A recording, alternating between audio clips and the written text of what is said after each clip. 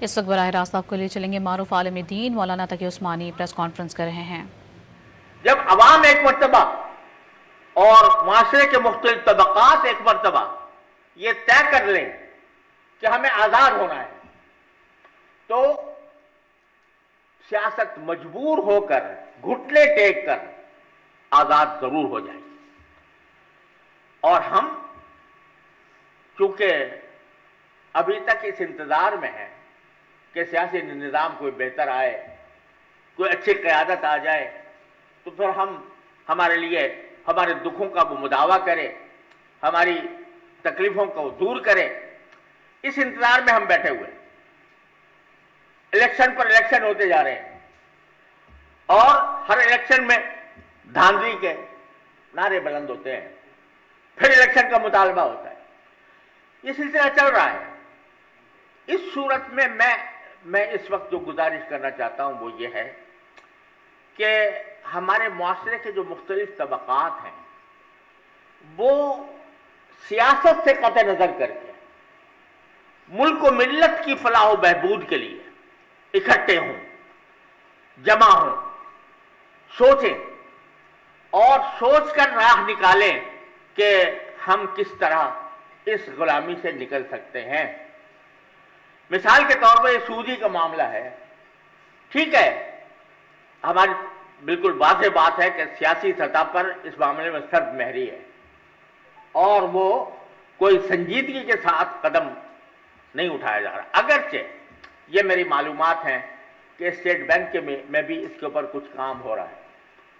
اور state bank کے ہاں بھی اس کے اوپر ایک کمیٹی بنی ہوئی ہے، لیکن جس سطح پر، جس بلند سطح پر جس تیز رفتاری کی ضرورت ہے وہ نہیں۔ لیکن میں یہ کہتا ہوں کہ ہماری تاجر برادری کسی بھی ملک کی شہرگ ہوتی ہے۔ اگر تاجر برادری مضبوط ہے اور وہ اپنے سامنے ملک و ملت کی فلاح و بہبود کا نقشہ رکھتی ہے تو بالآخر وہ سیاست کو بھی مجبور کر سکتی ہے کہ وہ صحیح راستے پر آئے۔ تو میں یہ سمجھتا ہوں کہ جیسے دنیا میں تھنک ٹینک ہوتے ہیں وہ اس بات پر غور کرتے ہیں، طویل المیعاد لانگ رن پالیسیز کے اوپر غور کرتے ہیں اور اس میں یہ طے کرتے ہیں کہ ہمیں کس طرح مرحلہ در مرحلہ آگے بڑھنا ہے۔ ہمارے ملک کو بے شمار مسائل درپیش ہیں۔ میں ایک مثال یہ دیتا ہوں کہ ہمارے زر مبادلہ، ہمارے جو کرنسی کی صورتحال ہے وہ آپ سب جانتے ہیں اور اس کی وجہ سے ہمارے پاس زر مبادلہ کی کمی ہے۔ زر مبادلہ کی کمی کے باوجود ہم امپورٹ پر پابندی نہیں لگا سکتے۔ سرکاری سطح پر اگر امپورٹ پر پابندی لگائی جائے، عیاشیوں کی چیزیں امپورٹ ہو رہی ہیں، بیکار چیزیں امپورٹ ہو رہی ہیں اور اس میں ہمارا زر مبادلہ خرچ ہو رہا ہے۔ اگر حکومت کی طرف سے امپورٹ پر پابندی عائد کی جاتی ہے تو عالمی طاقتیں درمیان میں آ جاتی ہیں، وہ کہتے ہیں آپ امپورٹ پر پابندی نہیں لگا سکتے۔ اب بھی آپ اس صورتحال میں بھی آپ دیکھیے کہ جو آئی ایم ایف سے معاہدہ ہوا ہے اس کی ایک دفعہ یہ ہے کہ آپ امپورٹ پر کوئی پابندی نہیں لگائیں گے۔ آئی ایم ایف یہ شرط لگاتا ہے، حالانکہ اس کو اگر بالفرض، اس کا کیا فائدہ ہے امپورٹ پر پابندی لگانے کا؟ اس کا کیا فائدہ ہے؟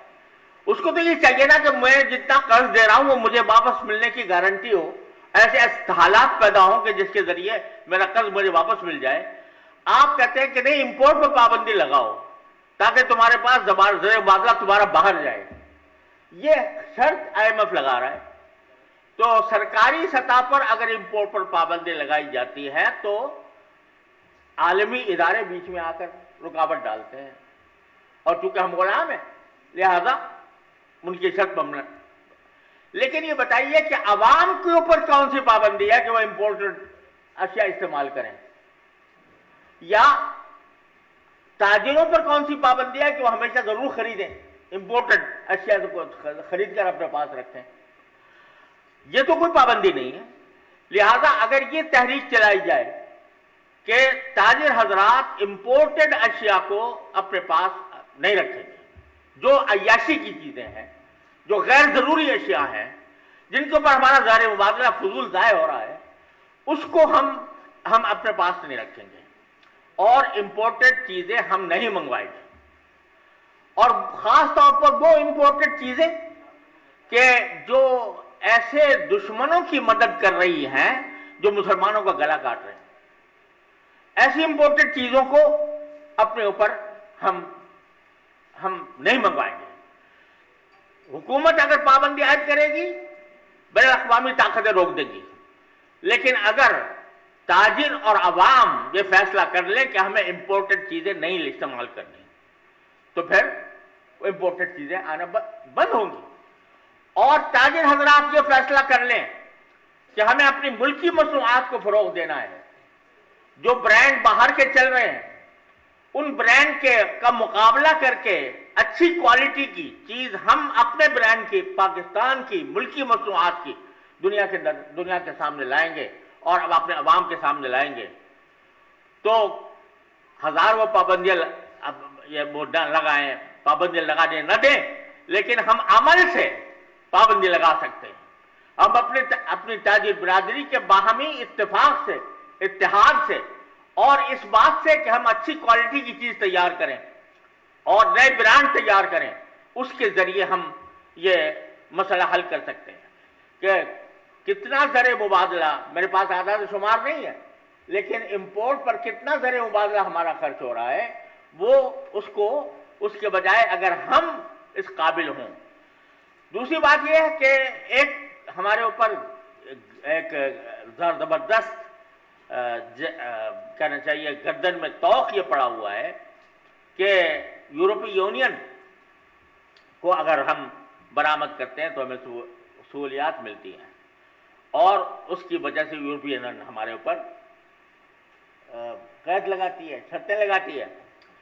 اس بات کی پلاننگ کی جائے، میں جو کہہ رہا ہوں کہ ایک ایسا تھنک ٹینک آپ حضرات کا ہو کہ جس میں اس بات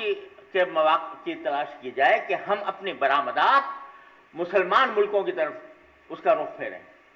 اور مسلمان ملکوں میں اپنی برآمدات کو زیادہ فروغ دیں، تاکہ ہم یورپ یونین کے محتاج نہ رہیں، اور اس کے تمام شرائط کو ہم، آپ پتہ ہے یہ آپ حضرات کو شاید علم ہوگا کہ یورپ یونین نے جو ہمیں کوئی تھوڑی سی مراعات دی ہوئی ہے، اس میں جہاں تک مجھے معلوم ہے، مجھے پوری تحقیق نہیں، آپ حضرات کو شاید زیادہ بہتر جانتے ہوں گے، اس میں یہ شامل ہے کہ آپ اپنے ملک میں LGBT کو فروغ دیں گے۔ یہ شرائط میں شامل ہے کہ آپ LGBT کو فروغ دیں گے۔ اب اگر ہم اس شرط پر برآمد کرتے ہیں اور اس کے نتیجے میں ہم LGBT کو بھی فروغ دینے کے لیے پابند ہوتے ہیں، تو ان قیدوں سے ہم کیسے نکلیں گے؟ اس کے لیے ہمیں ایک ایسا فورم چاہیے جس میں ہم اس بات کو تلاش کریں کہ ہم اپنے مسلمان ملکوں کے ساتھ برآمدات کو فروغ دینے کی کوشش کریں۔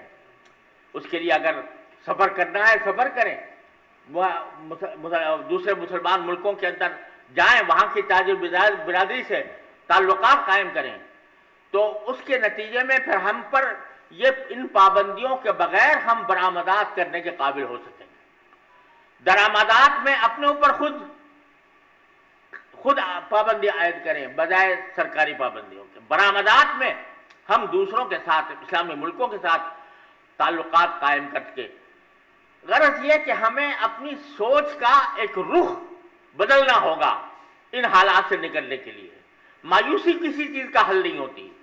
مایوسی کے بجائے اپنے حالات کو اس طرح